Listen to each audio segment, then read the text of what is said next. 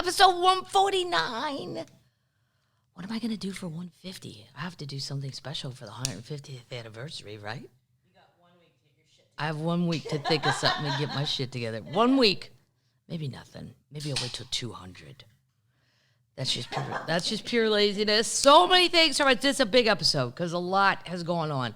A lot has gone on, and a lot is going on. How was your Labor Day? Well, right now, I'm reveling in the Burning Man people. Fuck. Just, I mean, I don't care who goes to these festivals, whatever. The art out there does look fantastic, and the outfits look fantastic. None of it, I am not a visual person, so none of that would occur to me. I can't even think of a Halloween costume. Like, I'm not visual. I can think of words, but I can't think, I'm not a picture person. Uh-huh. But just the idea, I mean, we already talked about this last week, because there was already problems in the beginning, because the protest, there's only one road in, one road out. Don't go to the event. Period, end of story. Now, that does not hold true for Arrowhead Stadium in Kansas City, because as my sister found out 2 years ago, taking the girls to Taylor Swift, if you're doing but here's the thing. Let's say I go to a Chiefs game and something terribly goes wrong. Yep. I still know I can walk to Kansas City. Like even drunk, I could do it. Now, if it's super cold, like snowy, icy, I don't know, I'd just lay down on the side of 70 and somebody would pick you up. A trucker would pick you up. Now, you might get raped and murdered after that, but at least you got a ride. You got a ride. There's no rides in the desert. There's no rides out here. There's no nothing. No. It's just a recipe for, I don't know. If there's any termites that went, I'm not judging that. I'm just saying what this lady wouldn't do.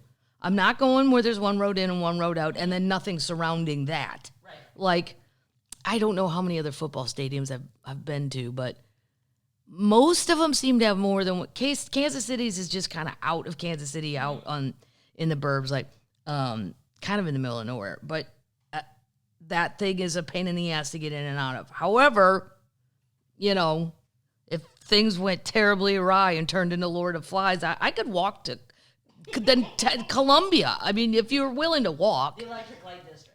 Right. I could get down to the Power Lighthouse District, whatever.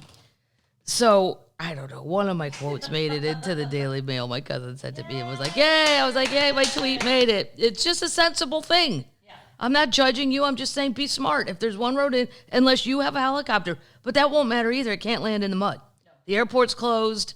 Chris rocks in the back of somebody's truck. What are you doing, Chris? I know him. Yeah. I mean, I'm going to have to find out why he did that. Yeah. But we're too old for that.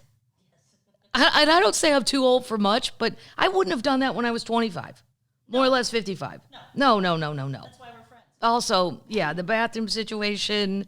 I don't like the desert. I get too hot and then overheat and just like watch things grow on me from the sun. Like I can't. I'm like, what is that? What is that on my hand that wasn't there yesterday? Well, that's what happens when you're translucent and go out in the desert for 2 hours. Just 2 hours. And I had a heat stroke once out there in Palm Springs. It's just it's not my thing.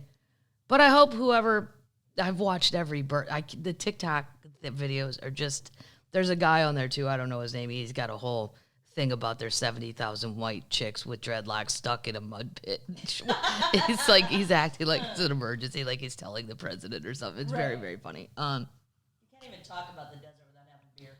I've never known anybody that went to Burning Man. And I have a lot of weird friends that might be on the cusp of that.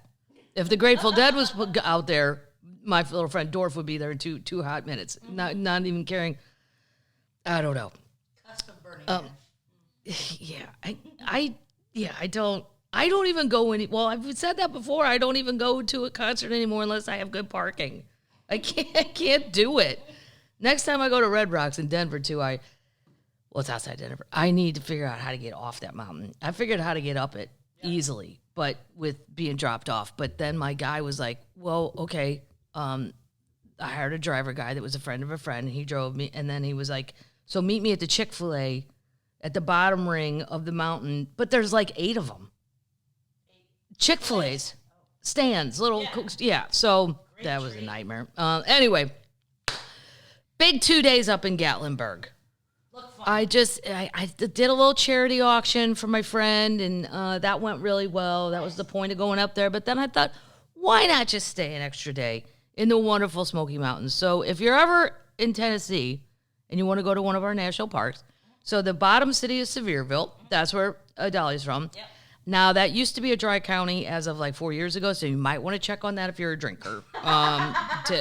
Just know that was a thing. Maybe not anymore. I haven't recently checked because I just drive right through it.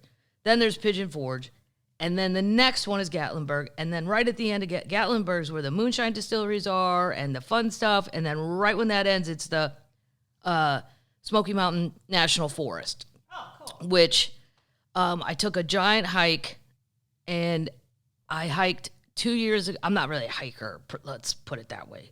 Okay. But I'm also not as American as a lot of Americans in this park were. I have been to Canadian national parks. Every single person, for the most part, looks like they're prepared. They're ready to do shit. Their shoes are proper. They got stuff on their back. I don't even know what it is. They're carrying backpacks with enough supplies to last 80 days out in the woods. They have bear spray, everything. America, no. Not the case. Every person looked like, well, I'll do it, but there better be a corn dog up there. Well, how's this end? I mean, when we get to this waterfall, is there beer? How's that work? No, they have nothing. And I saw a bear. I put it on Instagram and Twitter. It was in, but there's also no signs. Right. Like, hey, Dumbo Americans, that this is not fucking Disney World. This is real shit. I don't know why I didn't have bear spray. Right. I should have. I don't know. I'm just walking along with a rock in my hand. What's that going to do? I'm going to wing it at it. No, I saw the bear. He was down in the gully, but it was a big bear. It's September. They're getting hungry. Mm-hmm. Not smart. Right. But there's no signs. Like in the Canadian national parks, because they take it more seriously, there are giant signs. Yeah. Have your bear spray. Not allowed past here with an animal. Blah, blah, blah. There's people. It was called Laurel Falls, and it says it's 5 miles, but it doesn't say that first 1.5 straight up a hill, right? People have strollers. What the fuck are you doing? But that guy didn't know. He didn't know. He's like, oh, let's go to a waterfall. The kids are crying. The pavement goes away at some point. It looks like my uncles did it and then got drunk and left. That's what the pavement looks like. I mean, and it's a beautiful forest, but yeah, they say paved walkway. Sometimes. It should say sometimes paved, because the asphalt has just crumbled in places, and you're on these ledges, and sort of paved. There's kids. I would say that is not a hike for little kids, because you're gonna end up carrying them. So if you're into that, but then how are you gonna kill the bear that's coming at you? Throw your child. Rattlesnakes. There's all kinds of shit up there. No signs. Just makes me laugh though, because Americans literally we have nothing in our hands. Nothing. Canadians got poles, bear spray hooked to them, bells are ringing. I mean, they are a compact machine of I am coming, bears. Watch out. I'm warning you. I'm a person. It made me laugh so hard, though. And then every single super chubby person that's coming down is like, you're almost there. And they look so deflated and disgusted that they just want to sit down or roll down the hill. But Gatlinburg, I saw a bear there. I saw a bear in town. I went out of the bar deal, which is a very cute bar. It's got good wings and stuff up at the top of the hill. Well, it's not in the forest. You can't. There's nothing in the forest except the forest. Gatlinburg Brew House. I don't remember. Yeah. And then I went out because I couldn't hear on my phone, and this guy was yelling at me, going, "Lady!" And when you are from a big family, your first reaction to being yelled at is always defensive. I never assume someone wants to help me. No. I assume you're accusing me of something, and I didn't do it. I did not do it. So the guy's going, lady, and I'm like, what? I'm just standing here on my phone. I'm not doing anything. I'm looking. Then I turn around and 5 feet away, there's a giant ass black bear, and he's like, this thing comes to my store every 3 days, and I'm sick of it. I'm sick of him. Mm-hmm. So I guess he knows it's a him. I don't know. I said, he comes in your store? Oh, yeah, he knocks things over. I have to chase him out. But as he's shooing the bear, just going, hey, bear, and yelling we are not even a half block off the main drag. And I'm like, well, you're shooing him two more people. Like it's going to be in Baskin Robbins in about 4.5 steps. It got the back of these worker guys, like construction guys. I think they had thrown their like McDonald's bags or their lunch in the back of the truck. Oh, he climbed right up. He's looking in the truck, and this young Mexican guy came running around the corner and hid with me behind the trash can. He's like, "Is that real bear?" I'm like, "Oh yeah, it's very real. It's very real." And if it chose to, it could eat all of us as I film this. But I'm behind the trash can, and he can't see me because I'm too short. So anyway. It's a wonderful trip. And then they have this place called Anakeesta. So you can go. It's a very awesome, way more modern place than I would expect for Gatlinburg. Because like a lot of Pigeon Forge and all that is throwback stuff. Golf carts for the kids, mini golf. Lots of mini golf. Yeah, lots of mini golf. But it's great for the kids. There's Bible stores. It's kind of, yeah. And then this Anakeesta thing, there's like this crazy modern art up there. There's a bar up there. There's these treetop walks, which I would never do because of fear of heights. I'm not getting on some bamboo thing. No, it's not happening. But people liked it. But you can sit up there. They just put chairs out everywhere. There's little bars to go everywhere. You can have a drink and watch the whole world go by. And I met 2 Missouri termites up there. Oh, fun. Yeah, his shirt said Arnold, Missouri. I think it said no, not Arnold. Alton. Somewhere I never heard of. It's in the top corner by Iowa. But they were very, very nice, and I took their picture for them. Nice. And on the way in and out of Gatlinburg, Buc-ee's, Sevierville and Crossville. I went to both. Thank you for my t-shirt. You're welcome. And I tried to get a new Buc-ee's pint glass, but they were out, and this guy's fading. If any of you termites, I met 2 termites from Ohio in the Buc-ee's too. They were like, are you Kathleen Madigan? And I'm like, present and accounted for. As I said, I'm always at a Buc-ee's if there's a Buc-ee's near me. We got a picture and all that. They were very cute. They were going to go on their honeymoon to Myrtle Beach and then the hurricane. So then they switched it. Yeah. But it was perfect. It was like 75 degrees up there. Cool. I'm highly recommending the Smokies as a great park and a great vacation. I would just say don't count on them to tell you to prepare.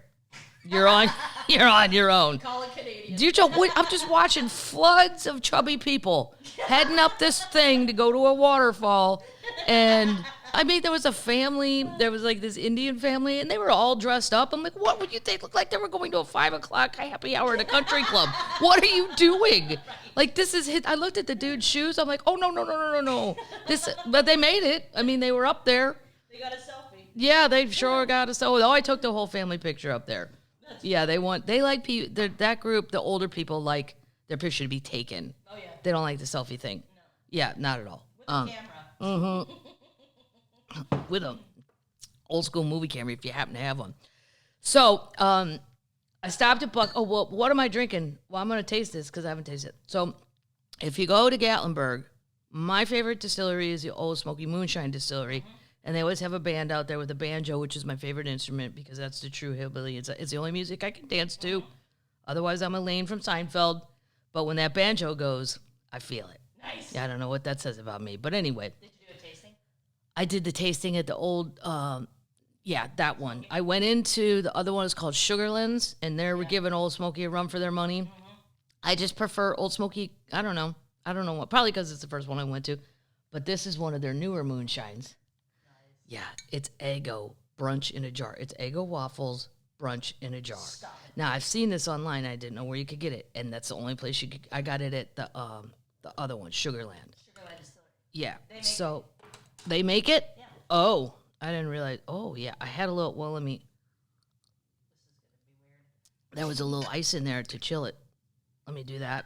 We'll taste it in a minute. Meanwhile. I can smell it. Oh my God, it's very syrupy. Yeah, it smells delicious. Delicious. Yeah, and after this podcast, I'm in my brain, I'm gonna go weed the weeds everywhere in my yard. But I don't know. After this, I don't know if that plan's gonna be carried out. Could go sideways. And I got Buc-ee nuggets. Nice. Well, they call them Nug'ees. They're basically white cheddar. Nug'ees. Yeah, I don't even know why I applied for that job at Buc-ee's. I'm already doing it for free. I mean.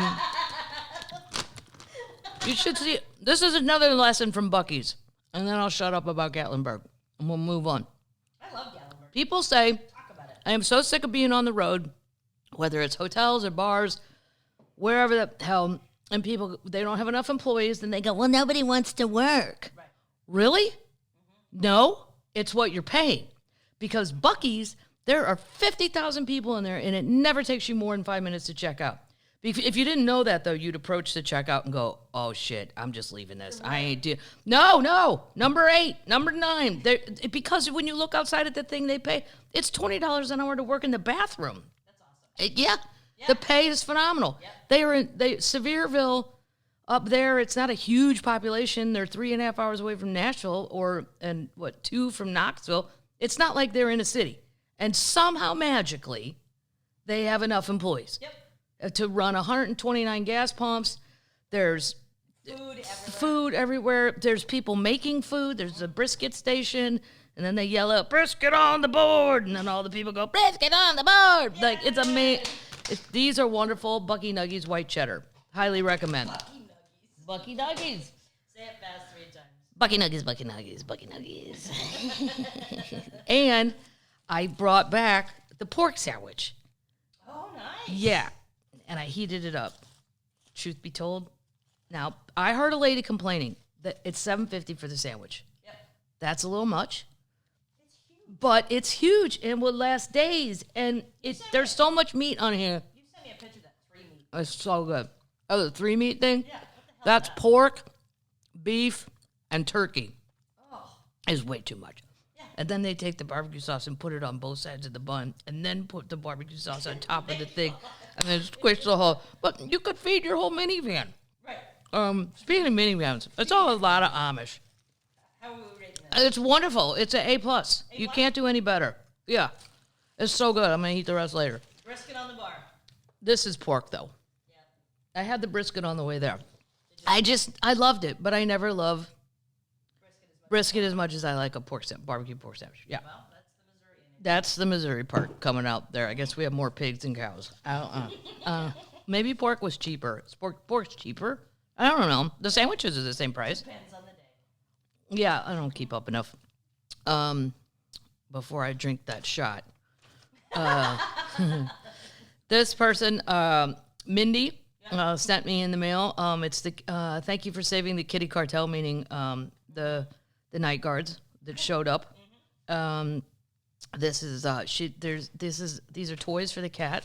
It's a vodka bottle and tequila bottle. Nice. Only, Kitty cocktail. well, baby cat and Chapo like to play. The other, not so much.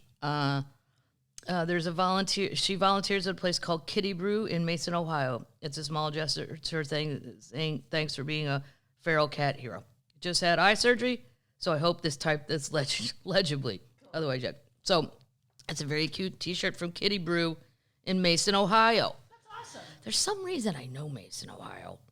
Let's Google it. There's something. It might be my friend Vince, a comedian that is from there. That's adorable, right? Their slogan is more than you imagine. That's their slogan, more than I imagine. Mm-hmm. Well, that kind of makes you want to go. I will say that. All right. And otherwise, this is just a regular beer. I'll do this T-shirt at the end. Then just have a regular beer with the moonshine. All right, here we go. We're going to try it. I tasted a strawberry cream white chocolate moonshine up there. I would not think I would like that. Oh, it was the best out of the flight. Really? The flight's only $5 or $7. $5, and you get 9. They're mini shots. They're not like this. You'd be so hammered. Like You could. Mm-hmm. Oh, wow. It kind of tastes like Bailey's with syrup. Brunch in a jar. It is brunch in a jar. That's what it says. Yeah, believe me, 2 of these, you ain't eating breakfast. You're good. You don't want anything. This tastes like food. I'm also drinking out of my little shot glass that says Kathleen, Brigantine Beach, New Jersey, and out of my friend Dory and her brother Davey. But the reason I really bought this is nobody writes Kathleen out anymore. No. Caitlin, Right. Katie, Okay. Kay. Nobody writes Kathleen. There's enough Irish people in New Jersey to keep us going on the. My name was finally on something. On a shot glass. Yeah. Well, it should be on a shot glass. Okay, so that's all the business I think to attend to. Well, we have Queen news, but before before we do that, and because this is part of the Gatlinburg thing, and then I'll shut up. So, by the way, you take a ski lift up to the Anakeesta thing, and I'm a little afraid of heights. I saw your video. Well, wow. And then the music they're playing is, and I'm like, maybe we don't have dueling banjos when I'm on a thing I don't trust anyway. How about something just, I don't know, no music or something that gives me a little more faith rather than hillbilly stuff. But anyway, so they're saying this has been a lifelong complaint of mine. And I'm sure there's somebody that's going to tell me why I need to shut up, and that's fine. They're saying that leaning utility poles seen as a possible cause of the deadly Maui fires. And there's pictures of all, and I'm not getting conspiracy-y. Right. No, I've heard the conspiracies. There's conspiracy, Oprah did it. Okay, I don't have to. Here's what drives me crazy about conspiracy people. This does not count Bigfoot, Loch Ness. Those that I do, those things are mysteries. Right. They're not conspiracy, like somebody put a giant eel in Lake Ness. No. It's just a mystery. Is it exist or not exist? The conspiracy people, there's a couple comedians online that have gone off the deep end with that shit. And friends of mine, and I don't bring it up because I don't want to get in a fight on a pleasant day. Uh-huh. But even if you're right, these are just regular comedian people, not the famous ones. What are you going to do about it? Right. Even if you're right. So you put all this effort into, and you've decided that, Hillary's eating babies or whatever. Right. In a pizza parlor. In a pizza parlor in the basement or some shit. Whatever. I'm just saying, if you're even correct, what the hell is the next step? There is no next step, because if what you're saying is true, they're in control of everything. Right. So you're just another cog in the wheel, and then you're going to get us all on board, and then we're going to what? Whatever. So I've heard all the conspiracies about the Maui fires. Maybe they're true, maybe they're not. The one that I would tend to believe is that the utility poles, and then they had pictures of them all, but that is my complaint about driving around America. And then if you go to Anakeesta and Gatlinburg, they have a whole thing about the 2014 Gatlinburg fires. Yeah, and they started with 80-mile-an-hour winds and the telephone pole snapping, and boom. Gone. Yeah, Yep. The electrical lines, blah, blah, blah, blah, blah. I don't understand why all that shit isn't underground. Exactly. We say we don't have any money. Oh, that's too expensive. We don't have any money. Well, we're giving all this money to Ukraine. Fine. Whatever. We do have money. Just stop saying we don't have any money. Right.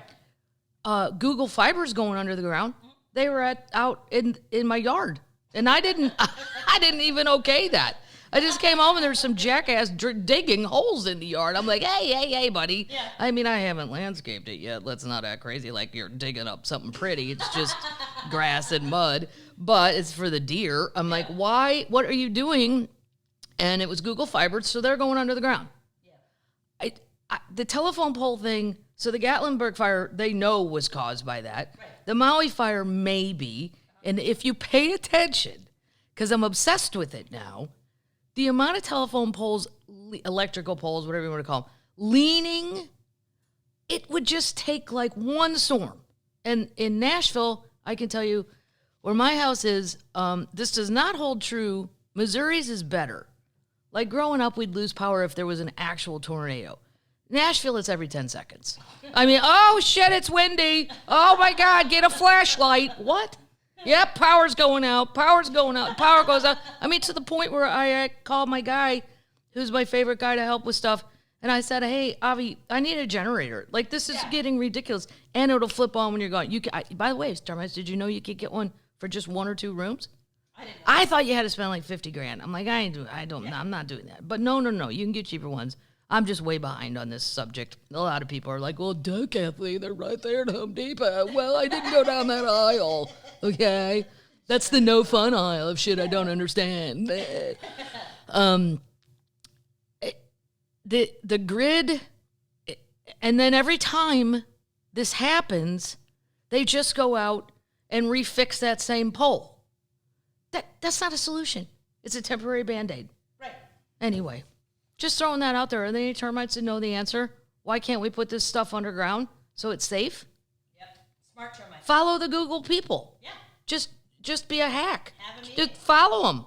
Wherever they dig, they already dug it. Just put your wires in behind them. Can you thread this for us? I think it would be so funny if like a Google Fiber guy's laying all of his stuff and they're all doing their work, and then all of a sudden you just see the Nashville Electric going, "Hey, buddy, you mind if we just drop some stuff in your hole that you already dug? Would that be okay?" Yeah, we're good. All right, moving on. That was just a complaint, kind of a complaint, if you would call it a complaint. More of an observation and a question from a non-science person. Thank you. Queen news. This is crazy. I don't really think there's anything Taylor Swift at this point cannot do. And I don't have any feelings about her father. I don't know that whole thing. I watched the documentary. He seems fine to me. I don't know. Maybe he's a bastard, whatever. But I don't know. She seems to favor the mom, but maybe he's more all... This is when she in the documentary, when she's going to come out against Marsha Blackburn, the senator for Tennessee. And then her father and some other guy goes, "What if Bob Hope had done this?" And she's like, "What?" Like, she's not going to know who Bob Hope is. Huh? Hey, Grandpa, why don't you get a better reference to try to speak to somebody who's 32 or whatever she is? Yeah. What if Red Skelton had pulled this shit? Huh? What do you think would have happened to Laurel Hardy? Huh? Huh? This is what I'm talking about. Anyway, whatever the dad is, he's very, very smart. Taylor Swift and her team chose to finance and distribute the Eras Tour's concert film independently, bypassing traditional Hollywood studios, which allowed them to increase potential earnings and be the sole beneficiary of the film's profits. They just skipped the whole thing. No DreamWorks, no Lionsgate. Nope. The movie will be seen in 1,000 theaters across the U.S., with AMC receiving 43% of box office revenue and Taylor keeping the remainder 57%. Boom. I think that could have been negotiated better. I don't like 43.57. No. Not when you're getting the money from your popcorn, which costs $184. Exactly. You need to remember what you're selling out there and how much you're going to sell it. And it's young people. They don't care about calories. They're going to eat all that shit. The giant Pepsi. This is $18.49. Okay. By successfully negotiating their own deal and providing profitability of their concert film, the Swifts have sent a clear message to studios that multiplexes can find programming without their help, potentially changing the dynamics of cinema distribution. Crazy. I mean, this isn't even her for her realm. No. And she's dominating it. Good girl. The story about how it got there, I just find this crazy. It was led by her father, Scott Swift. They directly bypassed all Hollywood studios in order to finance and distribute the film themselves. The Swifts put down between $10 and $20 million to make the movie. That's nothing compared to what they'll get back. That's a lot, though. You could have done it on an iPhone. The children will go. No, I'm not kidding. The children won't care. They don't care. I guess it's got to be in 4K. That's what I was told by Amazon. Well, Kathleen, this special needs to be in 4K. I'm like, you got it, man. I have no idea what you're talking about. Oh, Casey. What about 1K? How much does that cost? How about no case? I got no case. They cut out the middleman. They negotiated their own deal. And then they expanded the tour. By engaging directly with AMC, they have significantly reduced their expenses while increasing their potential earnings, and they're now the sole beneficiaries, blah, blah, blah. I mean, that's amazing. And it doesn't say, I got to see when it comes out. Because then my friend Bob was like, "Oh, me and Clark are going." I'm like, simmer down, little chicken. I don't think it comes out till October 13th. See, Google it. Yeah, oh, yeah. It's going to hit theaters, but on October 13th. But tickets went on sale after this announcement, and wait till you... the dad contacted the CEO of AMC with a crazy idea. It's a great idea. Why do you need it? All the studio's going to do is distribute it. Oh my God. I'm over distributors. I'm totally over it. The Exorcist swapped out their release date so they don't compete with her. The Exorcist swapped out their release date to not compete with her. That's what they should do. Yep. That's what these other women that are on tour... I would have said, tell me when that lady leaves the country. and then I'll get off my couch. But as long as she's in this country, I'm not doing it. If your music is like hers. If it's not, calling it extra swift. they're calling it extra swift. That's amazing. That's great. It's anticipated the movie will. It made $30 million on the first day of sales. Shit, that's great. This will anger major Hollywood studios because it has the potential to rewrite the rules of movie distribution, with pundits already asking who might be the next to follow. I don't know. Rich, anybody that's got enough money to make your own movie. Yep. You got to be popular enough. Yes. Well, then AMC, here's where the old school people don't really get what's happening with Tay-Tay. They said their apps were totally ready. The ticket buying will go off without a problem. Oh, no. Yep. Call Ticketmaster. Nope. She made the announcement in an Instagram post. It's had 5 million likes in under 7 hours.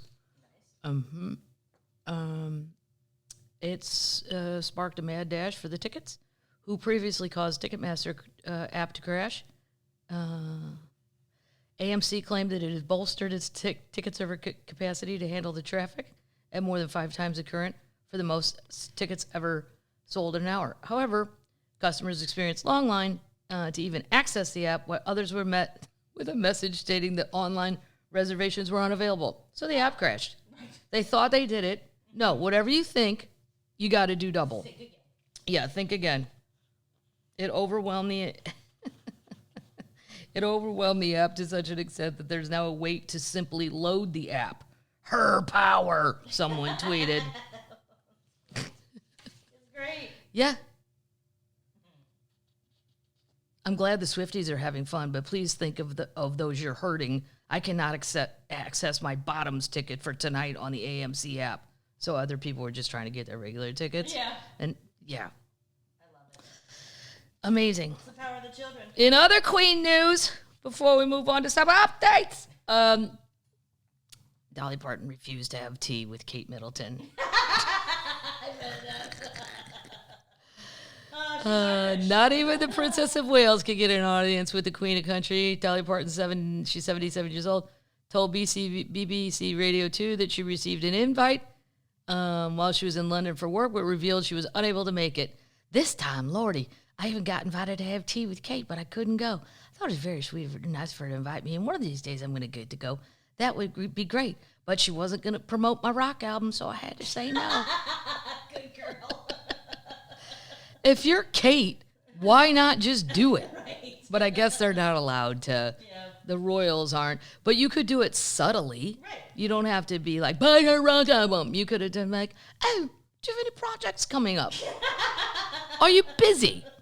Do you have anything you'd like to talk about? Just put a Right. copy of the album on the table. She would. I'm sure she's like, okay, now we're going to promote the shit out of my record, right? Oh, I'm afraid we can't do promotional things. We're actually royalty. Kind of. Kind of.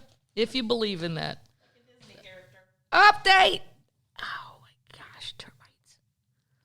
I need some more moonshine. So the Loch Ness Monster thing went out. The whole brigade. Like I said last podcast, they were going to send it all, and volunteer children, everybody was going. But we didn't really get much from that. We got sounds, noises. However, and I believe this woman, because of why she didn't release her photos initially. This is why I believe her now. A sighting of the Loch Ness Monster has resulted in photos being called the most exciting ever by those on the hunt for the fabled creature. Fabled. Elusive is what I would say. The photos show a serpent-like animal with its body on the surface of the loch. Were actually taken in 2018, but photographer Chi Kelly, 51 years old, kept them to herself in fear of public ridicule. Yeah.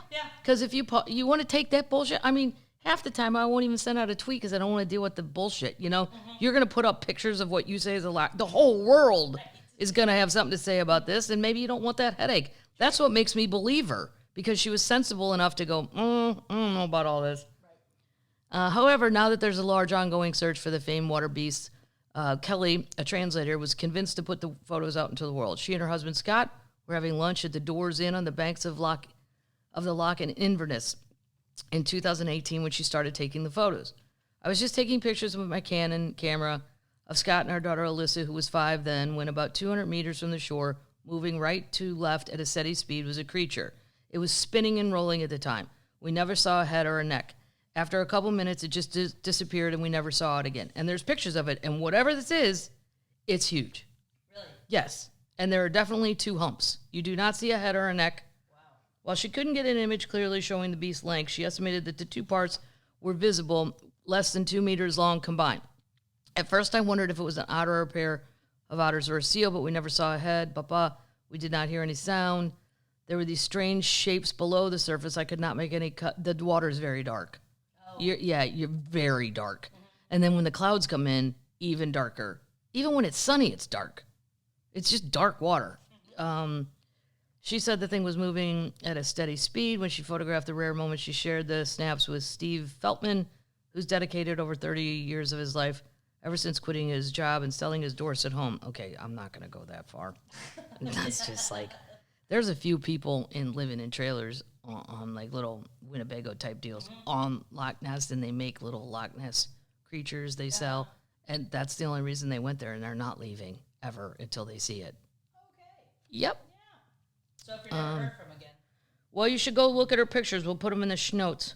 Schnotes. Yeah. She held them back because I get it, you know. Nessie enthusiast continue to explore the lake despite not having much success in substantiating their... It's also like, Google how deep it is. It's like the deepest lake I've ever heard of. I mean, it's like not quite as deep as the ocean, but... 745 feet. 745 feet. And you can access through the loch. I believe eventually you get to the ocean, if I'm right. Yeah. Update!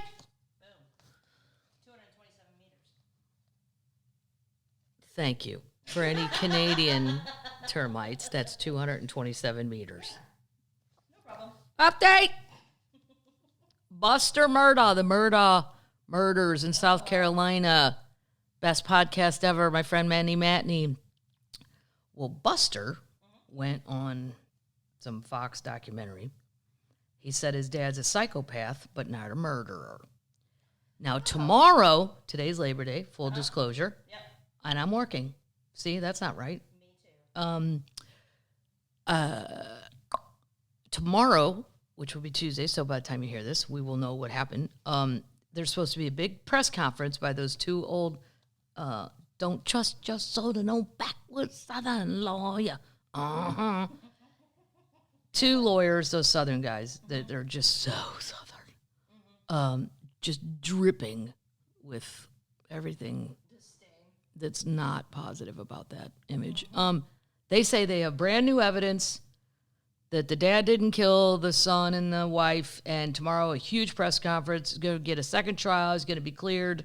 Well, I would be very curious as to what that is, because I don't see how there's any other result than the one we got. He's not giving up on his father, though, even though he's calling him a sociopath. Yeah. And he said, I don't think he could be affiliated with endangering my mother and brother. Well, how about when he lied and he said he wasn't at the dog kennel? Right. And then on the stand admitted he was, and he totally lied. Right. You were down at the dog kennels where they got murdered. Mm-hmm. Okay. Well, if somebody else did it, who was there? Right. Right. Yeah. He thinks there's still a killer out there. Oh my God.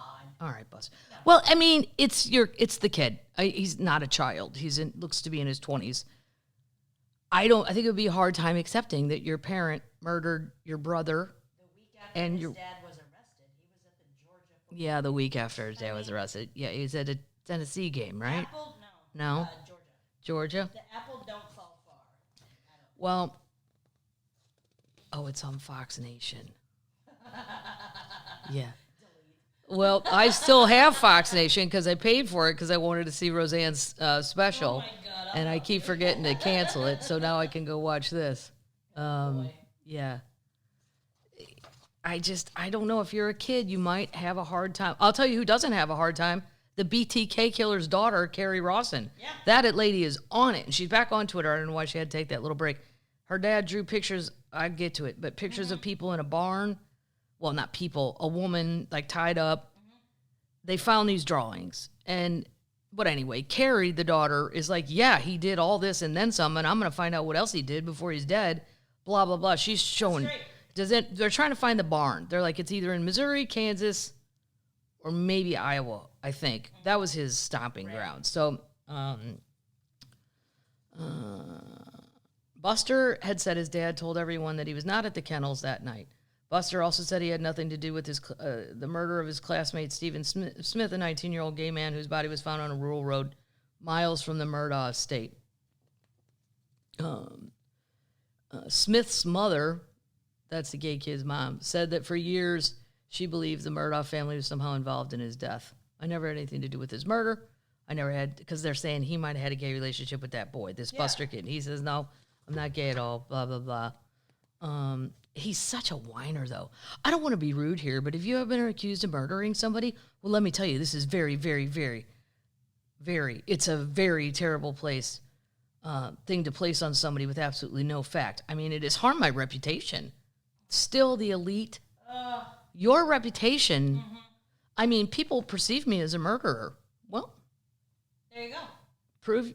You shouldn't have to prove you didn't do something, right. But you have been put in a position now that might behoove you. Right. What are you hiding? Alex Murdaugh's older brother said earlier that he thinks Alex is still lying about the brutal slavery. So his brother thinks he did it. Right. He knows more than he's saying. He's not telling the truth. So there you go. Tomorrow's the big announcement. Can't wait to hear what they got. But he's a narcissistic sociopath. So it's never going to stop with this guy. Right. It's just going to keep, I didn't do it. Yeah. We have 3 updates. Stick with me. No, we'll do something more fun right now. Because these are trader updates, and they're intense. Do I get some eggnog? Update! Eggo Nog? Mark Zuckerberg's new return to office mandate is a clear problem. It'll cause a huge amount of distrust. And then here's if he is not an animatron, I mean, there's just, look at the picture of him. He's always like, if you ever watch Star Trek The Next Generation, he's Data from Star Trek. He's not, the latest one does not reflect well. He's trying to get everybody to come back. Nobody wants to. Employees can still reapply for full-time remote status. It noted, but you're probably not going to get it. The whiplash is caused by so many public policy changes in a short period of time. It's likely to cause a huge amount of distrust in leadership and the institution, and it's not surprising. Meta did not immediately respond to make its request for comments. Leaders must make sure that they're practicing transparency and their actions match their word. Establishing trustworthiness is an essential part of being a leader. Yeah, an empathy problem for CEOs everywhere. CEOs, I don't care what your problems are. You're making 50 bazillion times more than the average person. Right. And now you're going to whine about something? Not a good time to be doing that. So I'll get to it too, because the Amazon guy's screaming too. You got to come back to work. Well. Bezos? No, he's not the CEO anymore. Right. We'll get to it. Update! Former Proud Boy leader Joe Biggs sobs during his sentence as he's given 17 years in prison. Yep, and I think, one of them, right. Let me make sure this, okay, wait, this one is the one I like the best. This guy, a self-described sergeant in arms of the Proud Boys and member of a far-right extremist group, were sentenced to a combined, so this is all the guys, to a combined 28 years in federal prison for their role in the January 6th riot at the Capitol in 2021. Ethan Norton, the leader of the Seattle chapter of the Proud Boys, was sentenced to 18 years in prison and released, and 3 years of supervised release. Prosecutors on Friday called him the undisputed leader on the ground. He got really, really crabby about all this, and when he was sentenced, first he cried and said, I am not a violent person, blah, blah, and then they have all this shit where he's just, hitting cops and going crazy. And then on his way out, he yelled, Trump won. Well, all it did was remind me, because I just watched How to Become a Cult Leader on Netflix, and there was one of the episodes was about Charles Manson, and no matter what happened in the courtroom, the girls the girls would just yell, "Free Charlie! Free Charlie!" And then eventually they got kicked out of the courtroom. They're like, "Okay, freaks, you're next. You're all going to jail too. But right now, shut your weird cult mouths." And they put them. So then outside the courtroom, they'd walk around, "Free Charlie! Free." Okay, Trump won. You scream that on the way out. Good luck with that.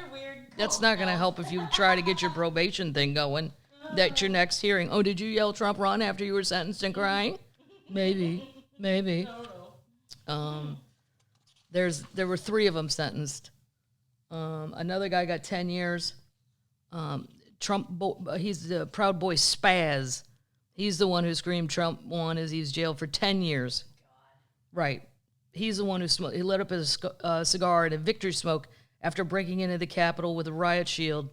And after he got sentenced, he did that. Yeah.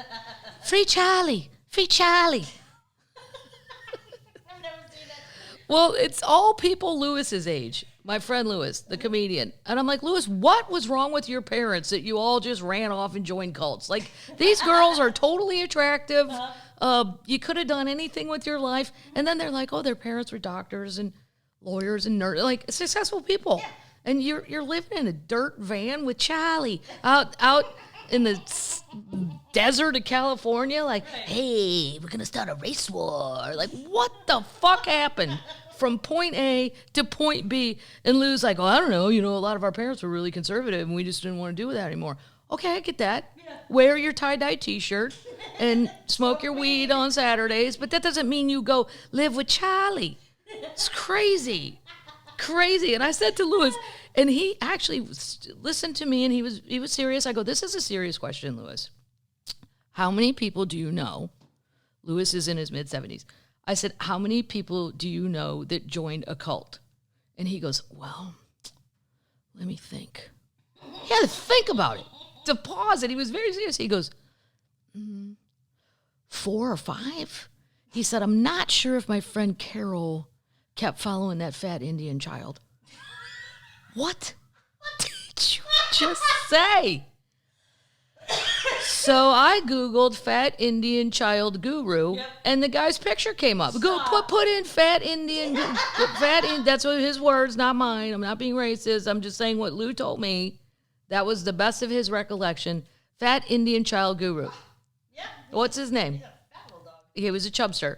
Guru Mahari G. Akama Premrawat. Gui Mahar G. Rakamahani Premrawat. Yeah. Well, come on. How long was he famous? He did not endorse yoga. Oh, he did not endorse yoga. No. I did not think an Indian guru would be against that. No. You guys kind of brought that over. Totally gonna put this in the show notes. Yeah. So he had a friend who followed that guy around. Wow. Yeah. Go watch it if you haven't seen it. That's fantastic. How to Be a Cult. What? And Peter Dinklage narrates it.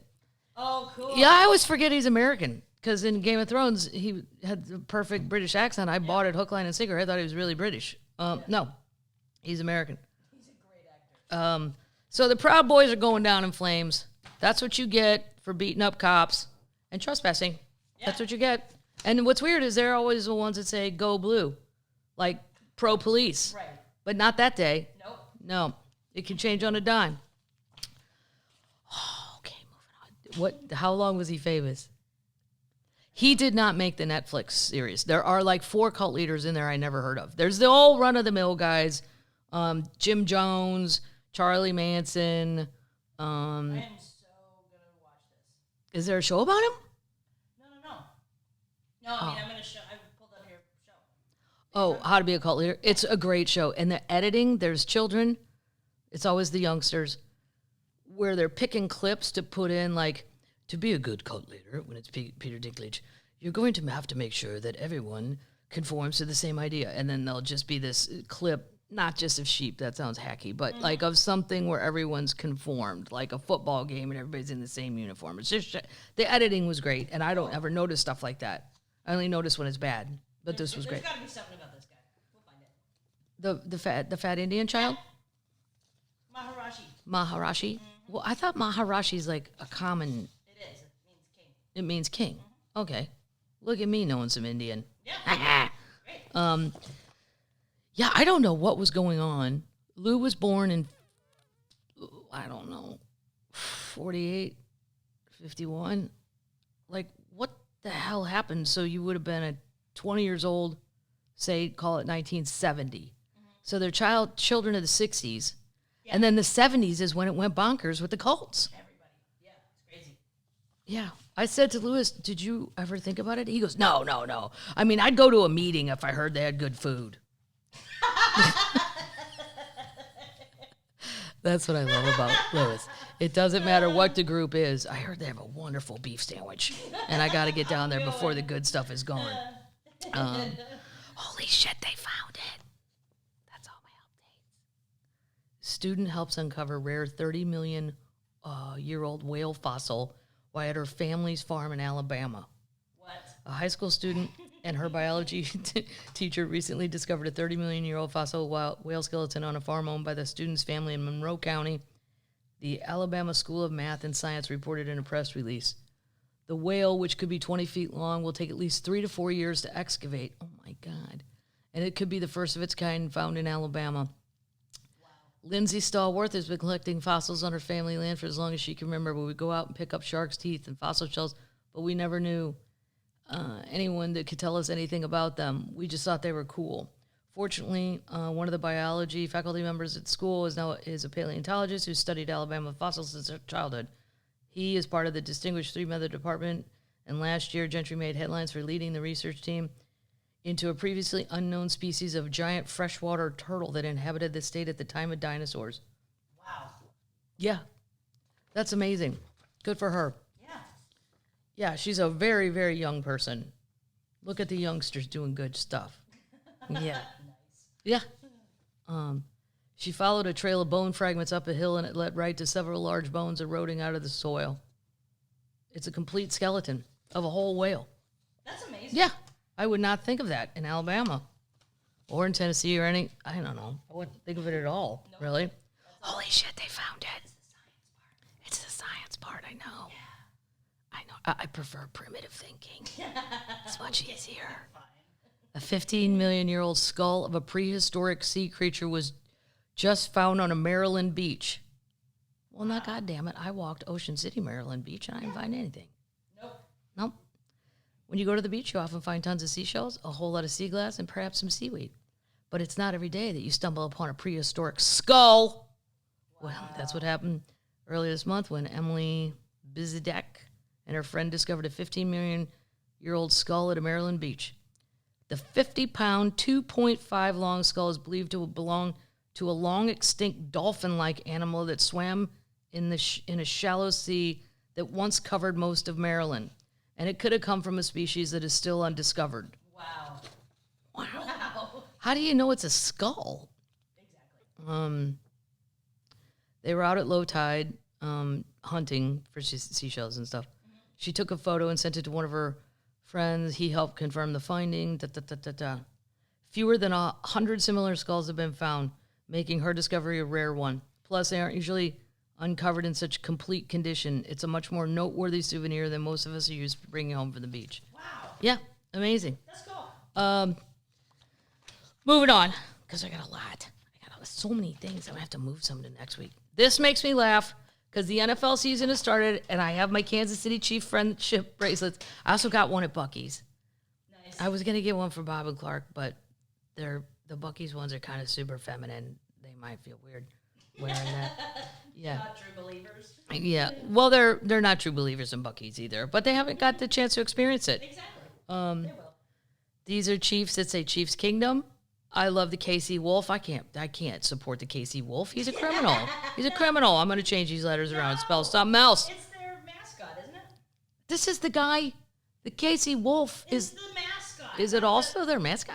Yes, The Chiefs? You're the fan of the team. I am, but I never noticed because when I was a kid, it used to be probably something else.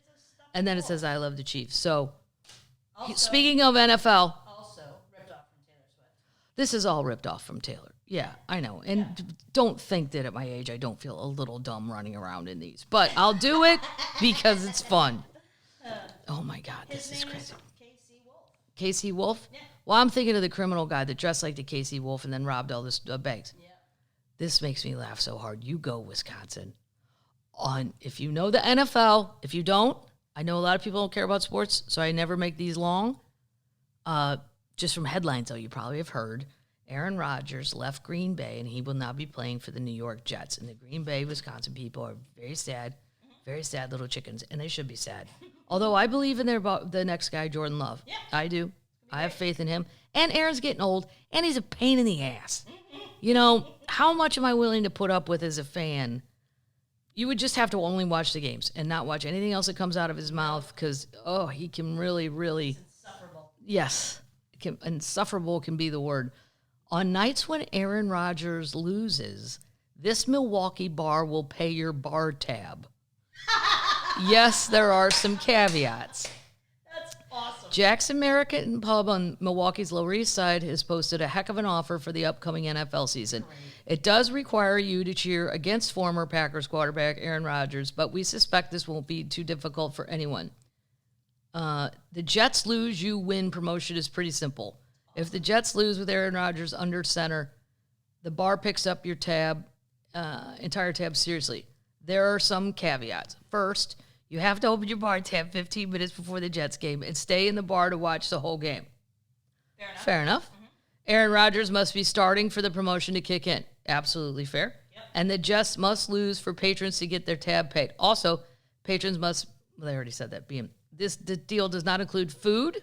It excludes top shelf liquor and doesn't work on Sundays where the Packers and Jets play at the same time. Okay. Because they don't want all the people they want Packers fans. Yeah, the bar, understandably, is going to show the Packers games on those dates. That's just so great. That's awesome.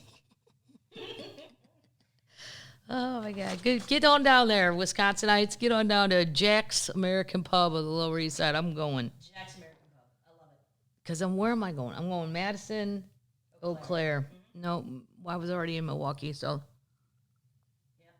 Recently. Do you want to see the pandas in D.C. at the zoo? Have you seen them? I never have. Do you want to? I have. You've seen them? Yeah, a long time ago. Long time ago? Mm-hmm. Well? Probably another set of pandas. Probably 2 sets ago. Probably like the Chinese zoo. It's probably a small person, a little person in a panda suit. Totally waving at you. Yeah. They were on loan, as it turns out. And the Chinese are recalling them back to China. Stop it. You better get there by December 7th. Wow. All three pandas at the National Zoo are scheduled to leave by December 7th. In accordance with an agreement with the China Wildlife Conservative Association, a zoo official confirms. The agreement has already been extended several times, including most recently in 2020 when it announced the pandas would have 3 more years to call the district home. They first arrived in 1972, setting off pandemonium. Get it? Wow. In the D.C. The animals have been celebrities. Well, then I'm going because I'm doing D.C. October 21st. You want to go see the pandas? I'm doing the Warner Theater. It's very fancy. I'm very proud of myself when I get that. Yeah, I'm going to go see them. Great. I didn't know that we were on a timeline here. I'm coming. They are working with our Chinese partners to develop a giant new panda program. They're trying to work on a deal to keep the pandas here forever. Well, I don't know. Things don't seem so kosher right now. I don't know that we're going to... No. Yeah. Probably out of that one. Speaking of animals, well, let me find the other one because this is tied into the zoo thing. Komodo dragons take center stage at Nashville Zoo. Feeding Komodo dragons takes the awareness, planning, and apprehension that an explosives expert brings to disassembling a ticking time bomb. This is just to feed them. Wow. What's happening? That's crazy. The giant lizards are the new featured attraction at the Nashville Zoo. They can grow up to 10 feet and 300 pounds and are so smart that they can learn their names and respond to vocal commands. Wow. Uh-huh. They're typically friendly, even allowing zookeepers to stroke their backs like you would to pet a dog, but they can be temperamental, lethal predators with shark-like teeth structures and poisonous saliva accompanying their bites. Oh, my God. Oh. Sharon Stone's now ex-husband famously found himself on the wrong end of a Komodo dragon attack in 2001. What? Oh, my God. Where was he? The Galapagos Islands or whatever it's called? Those are turtles. Yeah. No, they have Komodo dragons there. Huh. I think. Well, because they're giant dragons. Yeah. I mean, Yeah, they are. this is how it works to feed them. A team of 2 zoo staffers uses large plastic riot gear shields and giant sticks for protection when they inch into the Komodo dragon exhibit to feed them meals of frozen rats. Oh, God. Oh. It's the latest addition in the National Zoo. It costs $4.5 million, and it's touted as the largest exhibit of any kind of its space in the Americas. Yeah, so if you want to, it's 2 adult males, and they're going to add more. Wow. This guy who's in charge said he raves about the dragon's intelligence. I can be in a crowd of people. Well, didn't you watch Game of Thrones? Her dragons did whatever she said. Exactly.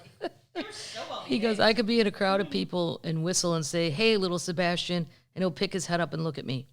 Little Sebastian, the largest dragon on display, is 9 feet long and is named in honor of the miniature horse from the TV show Parks and Rec. Wow.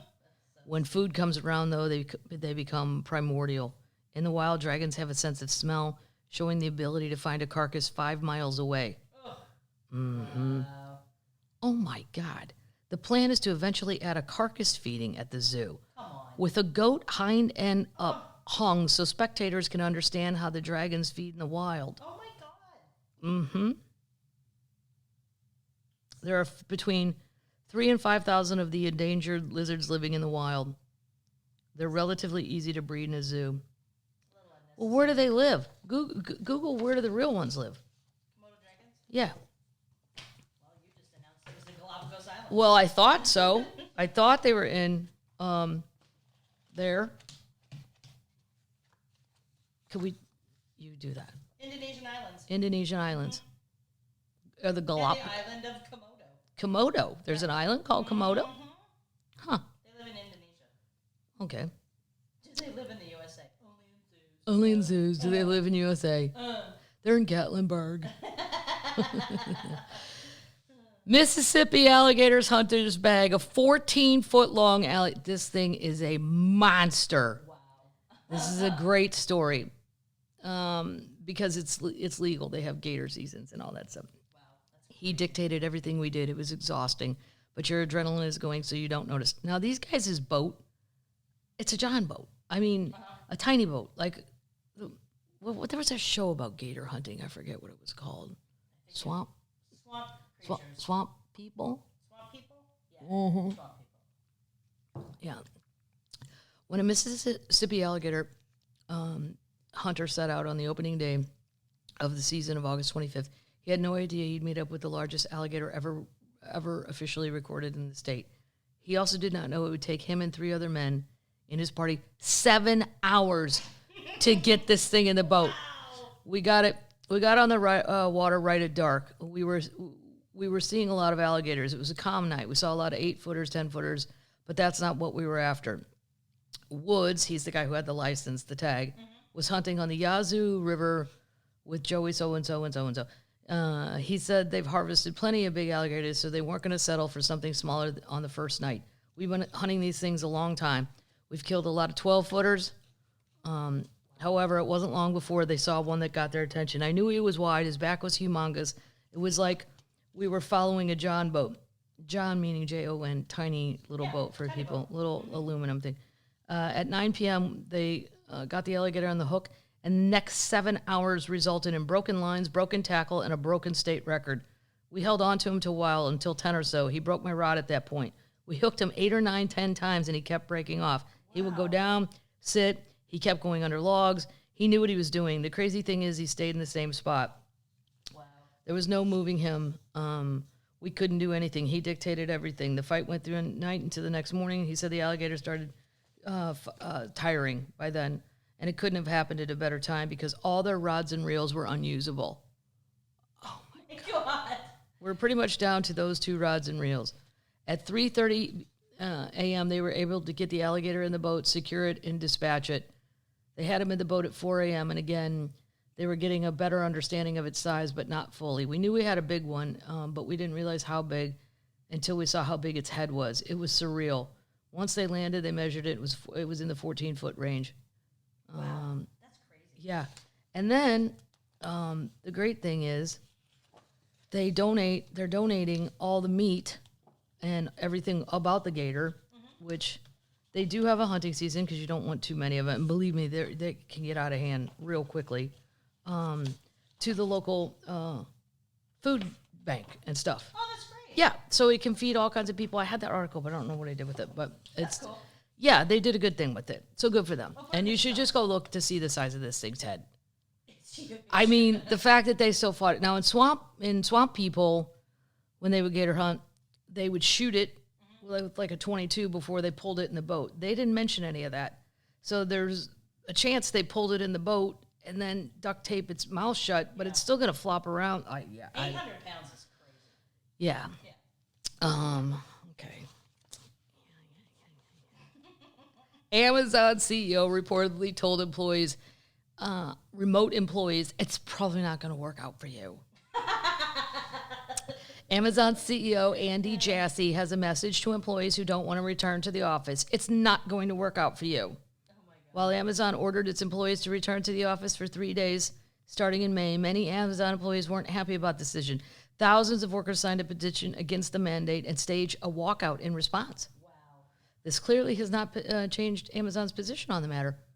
In a recording of the meeting obtained by the insider, Jassy told its workers, it's past the time to disagree and commit. And if you can't disagree and commit, it's probably not going to work out for you at Amazon because we are going back to the office at least 3 days a week. Oh, wow. Mm-hmm. Yeah. That's not awful. No. But it's also coming from a person who's not used to be able to dictate my terms. Okay, I'm going to come in Mondays from 11 to 4, and I'm bringing my dog and my neighbor's dog and 2 of my cats. Okay? I love that they do that. Because most of the time they're like, fine, bring the cats, just keep it. You know, they will acquiesce if you become staunch enough in your standings. Says the lady who works for herself. Right, I don't know. I'm rooting the kids on for that. Painting bought in this thrift store for $4 is estimated to sell for up to $250,000. Wow. I know. I don't go to thrift stores though. I'm not against them. They just creep me out. They creep you out. They do. They creep me out. There's a weird smell in there, and I can't smell anything in general. There's a lot going on. I don't know. I just feel like something bad happened. Sometimes. Mm-hmm. And like, I don't know, if I go in a store where it's new stuff, nothing's happened yet. No. Nope, there's no history. No. I bought a mirror one time at a thrift shop in Hermosa Beach, and I don't know, I didn't like the vibe. I took it back. Really? Thankfully, the guy was a stoner, Eddie. He was like, no problem, mirrors, it can be fucked up. He's totally fine. I'm like, I don't even need my money back. Right. Just, can you take it? He's like, just pick out something else you want. So I got like a 1920s stand-up ashtray. It was the coolest thing I'd ever seen. Awesome. Yeah. You need that in a one-bedroom apartment when you're 25 years old. Oh, would you like to use my ashtray? A rare painting found and purchased for $4 at a thrift will go up for auction at thrift store will go up for auction in September for $250,000. The painting is an original Noel Converse Wyeth that a woman found while shopping at a Savers thrift store in Manchester, New Hampshire, back in 2017.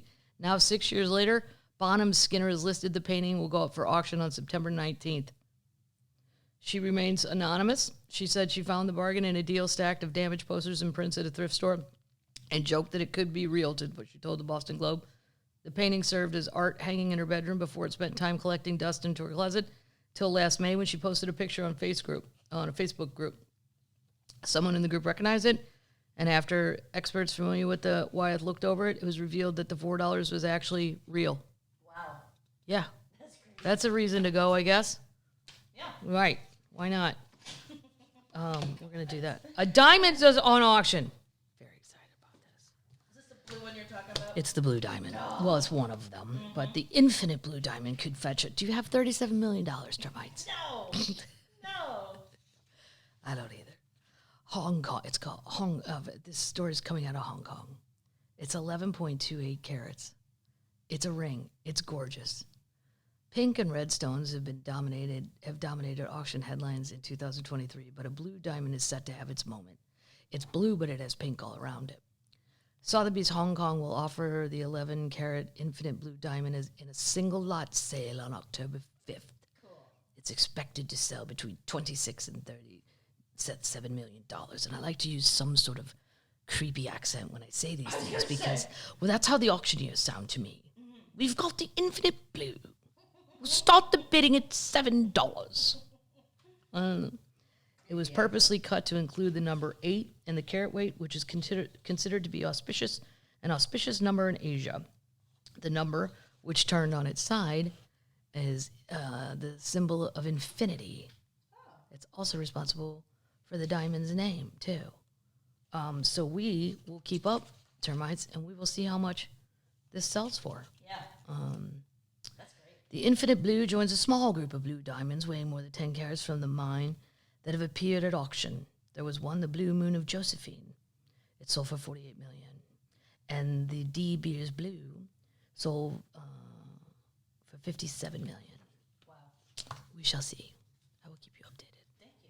I like to see if the owners say who did it, or if they choose to remain anonymous. You mean who bought it? Yeah. Yeah. Yeah, like who the new owners. I mean, I want to know who bought it. Who mined it? Right. Mattel. Are you guys into Mattel things, movies? The highest grossing movie. Barbie. I know. I haven't seen it. I just can't even imagine why I would go. Why would I do that? I don't know. Maybe I don't. Maybe it's not what I think. Have more moonshine. No, I'm not having more moonshine. No, man, have more moonshine. You'll go. Then I would, yeah. Mattel's first ever theme park is opening in Arizona in 2024, complete with a life-size Barbie beach house and pulse-pounding Hot Wheels roller coaster. Yeah. It's called the Mattel Adventure Park. Cool. It will be home to an array of attractions. Construction's underway on a 9-acre attraction, and which will open at the VAI Resort Hotel Complex near Phoenix. The Barbie Beach House is going to be one of the biggest attractions. The plastic fashion doll clearly has a lot of fans, with the movie making, oh my God, it's raked in more than $1 billion? Yeah. Holy shit. People like Barbie. I thought it was for kids. No. I know it's not for kids now, but I still don't understand why I would go. It's for you. Oh, the Barbie Beach House attraction features a rooftop bar and restaurant where the visitors can sip on a signature pink beverage and take in expansive views of the surroundings. The first of the Hot Wheels roller coasters, there's going to be 2. Meanwhile, and then they go through, oh, God, it goes 84 feet in the air. Oh, no. Then there's another roller coaster. If you're into Mattel, I guess this is another attraction is inspired by Masters of the Universe action figures. Yeah. Nice. Finally, there's a mini golf experience of 9 holes inspired by Magic 8-ball toy. And I remember that. And the Pictionary board game. I never played Pictionary. No, maybe once or twice. Yeah. I don't know. Are you guys into it? It's pretty cool. Well, better than Six Flags. I don't know. No, Six Flags is great if you're into rides. That's what the one by my house. It was one in Eureka, Missouri, and we would get a pass in the summer, and then my mom would drop us off at like 7 in the morning. It's probably 100 degrees. You could bring your own lunch, and I probably had $5, and she'd say, "Meet me back here at 5. I'm coming to get all you assholes." Okay, great. And we would go in the park all day. So loving. And yeah, just a delicate flower. My mom, just as sweet as a Hallmark movie. But I mean, we didn't have phones or nothing. We're just like, hey, we would, ask somebody what time it is. Make sure you're back by 5. No problem. Okay. This is one that'll make you just want to vomit. Mm-hmm. So if you watch the show Painkiller or Painkillers, I never know which it's called. Painkiller. I think it was on Netflix. Matthew Broderick plays the head of the Sackler family, and they're the ones with the OxyContin who made the whole plan to get it out there, and then they had to pay billions of dollars, but it doesn't matter because they're billionaires anyway. They got in a lot of trouble. It's I loved it. It's just a 3-hour deal. Yeah, it's great. Well, they're trying to get back into society now in New York. Now they're trying to make a comeback into high society despite being years of kryptonite thanks to Purdue Pharma being sued for billions over systematic overprescription of OxyContin pills. One of the Sacklers was seen at 2 Hamptons fundraisers this weekend. That's how they try to sneak back in. Yeah. Somebody whispered to me, "Oh, there's a Sackler here." At an attendee at one of the events told the Post. I asked where, which one, but I never got an immediate answer. It's no wonder. The main message is that the Sacklers are persona non grata in society. It's to the point that nobody wants to see them or be photographed with them, much less identify with them. Well, yeah, I don't want my picture taken with them. No. Here's a bunch of people that push this drug. Murderers. They're associated with negative publicity. Talking about them in the public is negative, and people are being associated with them is a negative thing. The negative publicity stepped up this month when the new fictionalized Netflix film Painless, starring Matthew Broderick as Richard Sackler. I wouldn't say it's fiction. No, I don't. I mean, they put stories in there that I don't know that actually happened to one guy, but we all know people that it happened to that got addicted to it, and just normal people that they weren't druggies or nothing like that. A blow was dealt by the Supreme Court ruling temporarily blocking Purdue's pharma bankruptcy deal, which shields Purdue Pharma from future opioid claims. They should not be shielded. No. The court and Netflix have brought up negative feelings all over again. But point is, they're trying to, even Rush Limbaugh. The OxyContin crisis is like cancer or heart disease. Everyone knows someone who's been affected. The conservative rock talk personality lived in Palm Beach, and he was addicted to OxyContin in the early 2000s. They stepped over the line. Yeah. So they're sneaking around. Word up to people in the Hamptons. I don't know anyone in the Hamptons. Word up in the Hamptons. They're sneaking around. Look for them at your parties. They're trying to get in the back door. Check the sliding glass door around back. There's a Sackler coming in. Here's a feel-good story, and then we're going to do some lyrics. And then I'm going to save these for next week. This is just so great. And I don't ever try to do politics on here because I know everybody's tired of it, myself included. I'm tired of it. But as a child, we had a fake vote in grade school, and you had to put on no, this was the next one. So just erase that story. But I loved Jimmy Carter. Do I think he was a great president? A president? No. Do I think he's the most wonderful human being who actually lives like a Christian? Which is also weird because he's a super Baptist and he's pro-life. Find another Baptist today that's in a leadership position that would say they're pro-choice. Pro-choice, I mean. Yeah, I mean, that, I don't even know how you get away with that. No. But good on you, Jimmy. You keep plowing on with whatever you want to do.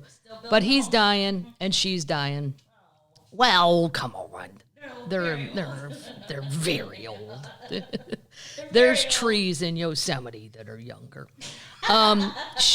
It's sad, but they had a great life, and they're in the same house. They never moved. Like he's a very good example of an ex-president. Let's put it that way. I did read a story once that when he became president, Ted Kennedy, Jimmy Carter called all these senators and told them, or congressmen, everybody, come on over to the White House, we'll do a little, hangout. And then they got there and there was no alcohol. And of course, that's not going to sit well with Uncle Ted. Wouldn't sit well with Aunt Kathleen either. I'm like, oh no, he's going to give a lecture about Israel? And there's nothing to drink? Thank God I brought my Eggo Moonshine in a jar.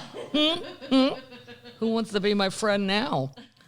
This is great though. Jimmy Carter built a solar farm in his hometown, and it now powers half of the entire city.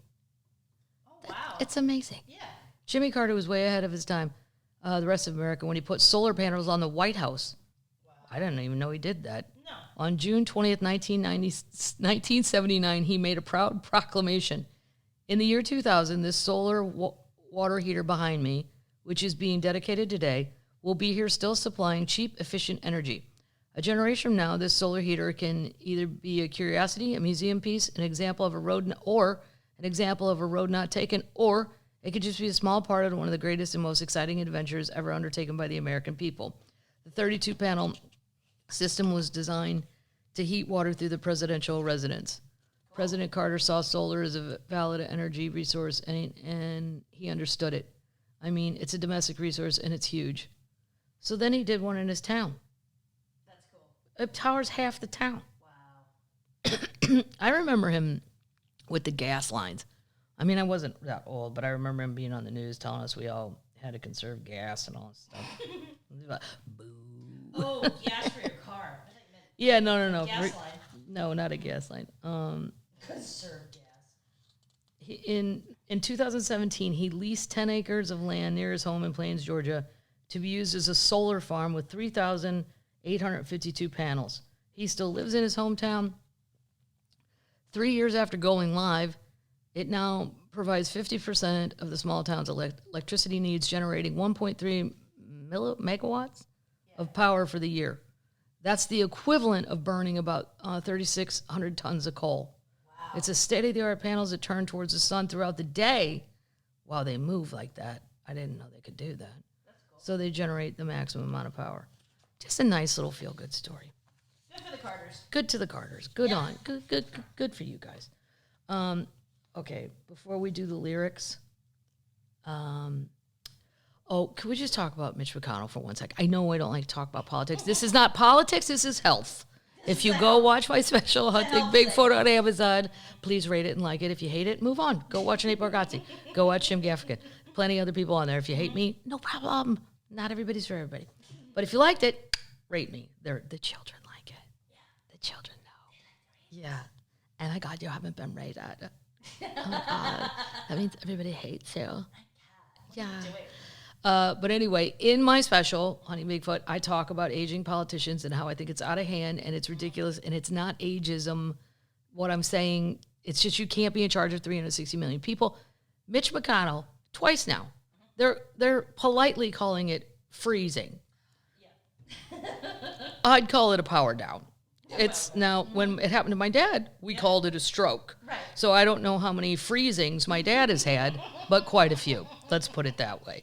He's frozen up a few times on us where you're like, oh, hey, little chicken. Answer me. What you doing? And he can't. Now, your recovery time on it, they're saying Mitch McConnell, he fell and suffered a concussion, and these could be the results from that. I am not a doctor. I do not know. I just know when that happened to my dad, the first 2 times, at the hospital, they didn't call it a freeze-up. They called it a mini stroke. Right. Now, we are sitting here watching this live. Twice. And then the girl comes out and has a little chat with them, the lady. Mm-hmm. And she's like, will there be any more questions? No! Call my question would be, has anyone called 911? Right. Because he's powering down and he needs a reboot. The computer just crashed right in front of our flipping faces. And then one guy goes, are you going to be running again in 2024? What? Stop it. We'll be lucky to get him to a doctor. Right. And then some doctor cleared him. I'm like, for what? Right. No. Anyway, I just had to say that. But because I do a big thing in my special about the ages of these people. Dianne Feinstein didn't even remember she wasn't in the Senate for a month. Okay, if you can't remember you haven't been here in a month, then you can't have the gig back. No. Maybe you can pick a representative to do your job, but you can't. Right. I don't know how that works, but nominate a friend. Before I do my lyrics thing, here's where I'm going. Boise, Reno, Hershey. I'm going to say it real fast because I've said it 100 times. Boise, Reno, Hershey. Hershey's like sold out. I have no idea where all those people came from. Nope. It's amazing. Yep. Yeah, Pittsburgh, same. Cleveland, same. Eau Claire, Madison, Chicago, Richmond, Charlotte, Des Moines, Kansas City, Virginia Beach. Oh, I hope Kansas City. Maybe the Chiefs are playing that Sunday. I wonder if I can stay. Now that you know what their mascot is. Well, I never pay attention to that. I only focused on the fan, the wolf. Right. And I don't understand why he's a wolf. I've been to Kansas City 1,000 times in my life. I've never seen a wolf. We're not famous for Missouri wolves. Casey Wolf has been the mascot since 1989. Since 1989. Yeah. Well, see, what was it before that? I don't know. I'm going to bet you it was an Indian. What? No, the Chiefs. Oh. Yeah. And then they were like, okay, maybe we can move on beyond these things. Well, we'll do that on the next podcast. No, I'm not getting into that subject. I'm not. There's way worse than things that the worst one I've ever heard, and this is not me saying this is truth. You can Google it. My friend Chuck grew up in Pekin, Illinois, and until I think 1979 or 80, the mascot was the Chinks, the Pekin Chinks. What? Google it. I am. I'm not even kidding. Because their sister city was Pekin, China. Come on. So, and they even drew the character like a cartoon of bad old, yeah. Like a bad Chinese restaurant. Yeah. And they called it, they had a big ice skating rink and they called it the Chink Rink. I'm not kidding. You're not supposed to laugh at that, Paddles. These are just facts. I am not saying these things on my own. I can't believe Google it. Google I it. am. Google it. Yeah. See what year it ended. Oh my God. What year did Pekin, Illinois stop saying Pekin Chinks? I'm looking at the Chink Rink. The Chink Rink. Yeah, it's on there. Stop using. Wow. 1981. 81. Yep. Yeah, the Chink Rink. That's right here. The Chink Rink. I'm not It's in the Chinese American Museum of Chicago. They donated it all. They donated it? Oh, that's nice. Yeah. To the Chinese American Museum in Chicago? Yeah. Okay. Wow. That's crazy. Yep. Huh. Anyway. Kansas City, Virginia Beach, Washington, D.C., Fort Worth, Texas. I haven't been to Fort Worth in a very long time, and I'm super excited. People would have no idea how progressive Fort Worth is. They got the Horned Frogs. The Horned Frogs, right. You're taking us a little backwards. I was going to talk about their awesome art museums. But, right, the TCU Horned Frogs. I like purple. I would have all the merch, though, if I went to a college where I was a horned frog, because it makes me laugh. Houston. I love Houston. St. Louis, home. That'll be quite the weekend. Denver. The Villages. Sold out. Cutler. Yeah, it's all sold out.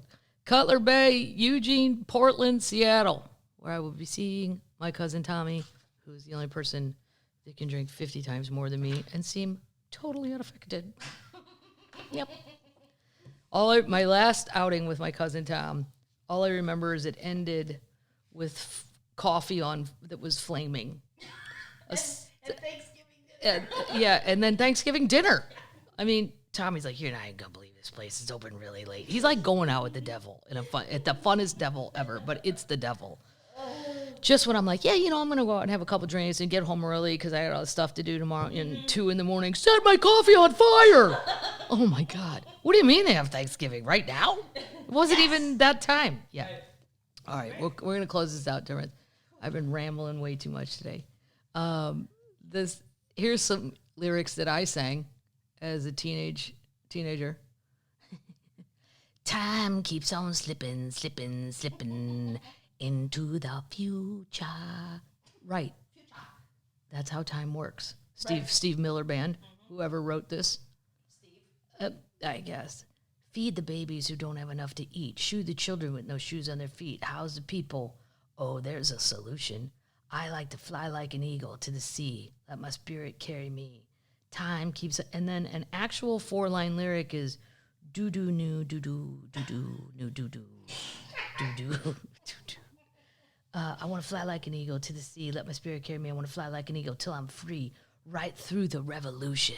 Whoa. What revolution? You're the Steve Miller Band. You're not causing a revolution. No. You're a joker. You're a smoker. You're a midnight toker. Yeah. Now, that's the shit I'm driving around singing. In your Camaro. In my green Camaro with a black vinyl top. Here's another Taylor Swift. This is Bad Blood, the song by Kendrick Lamar and Taylor Swift. I like how her lyrics read like a mean email that rhymes. This would be like, if I just wrote this, dear Lou, because baby, now we got bad blood. You know it used to be mad love, so now take a look at what you've done. Because baby, we got bad blood. Now we got problems, and I don't think we can solve them. You made a really deep cut, and baby, we got bad blood. Did you have to do this? I was thinking you could be trusted. Did you have to ruin what was shining? Now it's all rusted. Did you have to hit me where I'm weak? Baby, I couldn't breathe. And rub it in so deep, salt in the wound, like you're laughing right at me. Oh, it's sad to think about the good times you and I had. Bad blood. Well, I'm just saying, I think this is why the children who are upset with people love her songs. Right.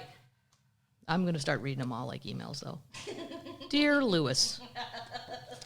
Brings us to Yeah.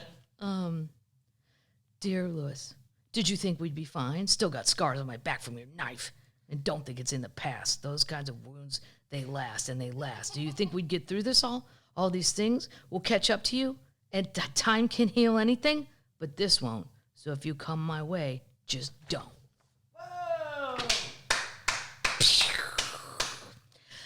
Okay, termites, I have to go weed a bunch of weeds I'll help you. that are on the side of my house. And they're getting burrs in them because the cats have burrs on their tails. I don't know where they're going. Anyway, none of that really matters. It's not even interesting. So that's it, termites. I'm going to say night-night. We will see you, Boise, Reno. You're up first. What about fantasy? Fantasy football. Yeah, I have 3 drafts tonight. Well, 2. What? 2 drafts tonight. I already did the children's one. There's so many children that souls are going to be hurt and crying. It's going to be a horrible fall. They're going to be in school wanting to check their phones. Yep. I'm going to get texts at 7 a.m. What do I got to do to trade you for so-and-so? And then I won't answer until 8:05 when I know they can't turn their phone on. Boom. Sorry, you're in school. I haven't done that in 50 years. No, this is the comedian league and then adult league. And my dad is playing. Yeah, he's never played before, and I don't think he understands the app, and it's going to be 1,000 questions, and It'll be fun if he wins. I just put him on auto draft, Right. but then he's going to go, why do I have all these people? I don't even like that man. I've never been a fan of the Giants. Why do I have any? And it's going to be like, no, you get who you get, because you're not going to be quick enough on the iPad. That's where you got to trade him. Well, it's also, the iPad will be facing himself, and all I'll see is his nose. And then I'm like, you need a haircut. I thought we were talking about football. Yeah. Great. So, yeah, I'll let you guys know who I end up with. I wanted Patrick Mahomes in the Children's League, but I wasn't first. I was 8th. Who'd you get? Jalen Hurts. Oh, he's great. He's awesome. Yeah. I'm fine with that choice. Mm-hmm. Yeah. I would have rather had Patrick because I think he'll score more points, but so what? You never know. All right, that's it, termites. I will see you on the road.